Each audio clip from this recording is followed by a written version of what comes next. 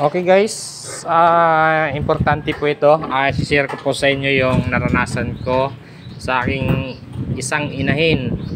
So ito guys, yung inahin ko, nung time na 2 buwang buntis siya, tinamaan po siya ng matinding stress dahil sa kulog at kidlat. So napakalakas po talaga nun, kahit ako nagulat ako noon nung time na yun. So kinabukasan, na-stress po talaga siya.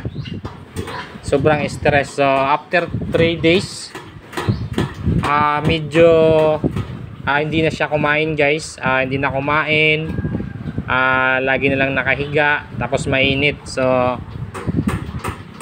expect ko na po yun na apektado na po siya doon sa na experience niya na dahil doon sa kulog at kidlat. So ang ginawa ko, ginamot ko siya. Tapos ngayon, gumaling na siya. Tapos ngayon, gumaling siya. So hinintay ko pa rin yung June niya. Para plano ko talaga kapag June niya na, tsaka ko siya i-induce. Dahil meron po talagang biik dyan sa tiyan niya na mga bulok na. So hinintay ko pa rin yung June niya para hindi naman mabigla yung pag-i-induce ko. So ngayon po ini-induce ko po ito para may labas yung biik niya na nabubulok sa tiyan. Dahil sayang naman kasi guys, 1 year tayo mag-iinahin bago manganak. So kahit ka sa konting paraan, gagawin natin yung part natin na ma-save si Mama Pig. So ibenta ko na sana to, kaso nangihinayang ako dahil 2 beses pa lang to nanganak. Pangatlo na sana to, pero tinamaan siya ng matinding stress dahil sa kulog at kidlat. So wala tayong magagawa doon guys, dahil gawa ng kalikasan yun. So yun, meron po talagang problema sa pagbababoy na hindi natin i-expect na mangyari. So tulad nito. So ngayon guys, dahil June niya, walang nagbago sa tiyan niya, kasi alam ko naman din na apektado na yung bake dyan So hinintay ko lang po yun na mag 114 siya, para doon na ako gagawa ng action para talagang mayroong bulok yan sa loob. Yung duda ko lang guys kasi buntis yan nung 2 buwan talagang halata na yung tiyan niya, nabuntis talaga siya. So biglang hindi lumaki, nag-steady lang yung tiyan niya. So ibig sabihin mga bulok na po yun dyan sa loob. So ngayon po, dahil nanghihinayang ako, so first time po nangyari sa akin to. So may idea naman ako kung paano i-induce, pero hindi ko pa po talaga nagawa. First time ko ngayon. So nagre-research din po tayo kung paano ang gagawin. So alam na po natin, may idea po tayo, pero hindi pa rin po ako kapante sa idea ko. So ang ginawa ko guys, humingi po ako ng advice sa pinakamagaling po talaga na veterinary dito sa lungsod namin. So ito, bumili ako ng 2 ml na Lutalize. Yun, Lutalize po yung ginamit kong sa kanya. Ngayon, na-NG ko na po, hindi ko lang na-videohan. So ngayon, parang nagli-labor na siya. Ang bilis lang pala ng epekto nito.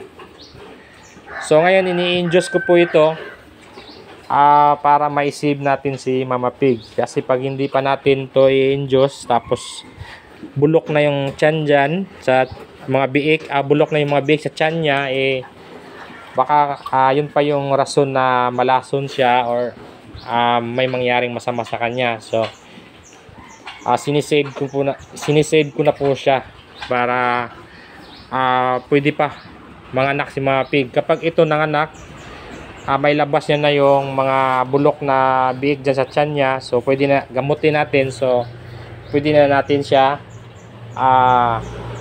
pa-AI sa susunod kapag naglandi na kaagad. So ang purpose ko sa pag-induce is para may labas na yung mga bulok sa tiyan. At sayang naman kasi ibibenta ko na sana to guys, kaso nangihinayang ako dahil 1 year po kasi ang pag-iinahin. So sayang naman. Ito pwede pang manganak ng 8 beses to.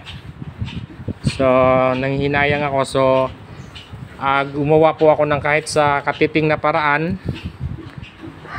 para may i-save si Mama Pig. at para may chance pa siyang mabuntis at manganak. So nag-i-induce po ako. 2 ml po Localize. So pwede rin po ito sa Localize. Yung Localize pwede po sa overdue na buntis na inahin. So mag-inject po kayo nito kapag overdue na, okay lang po 'yun. Yun ang tawag ay pag-i-induce. So humingi ako ng advice sa veterinary. So kahit may idea na tayo, pero dahil first time ko, so humingi pa rin ako ng advice. So ang sabi niya, so bumili ako ng 2 ml na Localize. So 2 lungsod pa bago ako nakabili nito. So sa tingi lang po kasi ako nakabili guys, dahil ang isang bote nito napakamahal pala. Isa lang naman yung gagamitan ko. So tingi lang yung binili ko. So na-inject ko na. So ayan, nagli-labor na po siya. Mga 30 minutes na siguro nung na-inject ko. So isi-save ko po. Gagawin ko po yung best ko para lang ma-save to si Mama Pig. Dahil sayang naman po. Kasi inuulit ko 1 year po bago po tayo magkaroon ng inahin na manganganak. So nanghihinayang ako.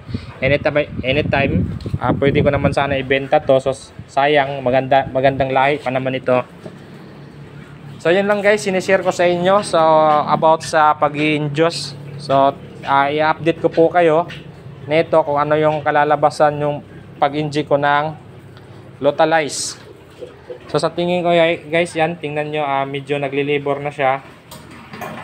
So kailangan ko siyang i-save dahil mas malaki yung mawawala sa akin kapag may nangyari dito. Malalason sa laman ng tiyan yan, mga biik. Alam ko mga bulok na yan, kaya kailangan ko siyang palabas. So yun lang guys, konting tips and idea po. Ito po ay first time ko po na maka-encounter ng ganito dahil sa stress, dahil sa gawa ng kalikasan. So kulog at kidlat po kasi napakalakas. So alam ko talaga apektado yung ang inahin ko na to. So okay lang naman po sa akin dahil hindi naman po natin control yung mga ganun na pangyayari. So gawa po yun ng kalikasan. So okay lang din naman po dahil ang mahalaga gumagawa tayo ng paraan para may save si Mama Pig. So yun lang guys, maraming salamat. Happy farming everyone and God bless. I-update ko po kayo nito kapag anong kalalabasan nito mamaya.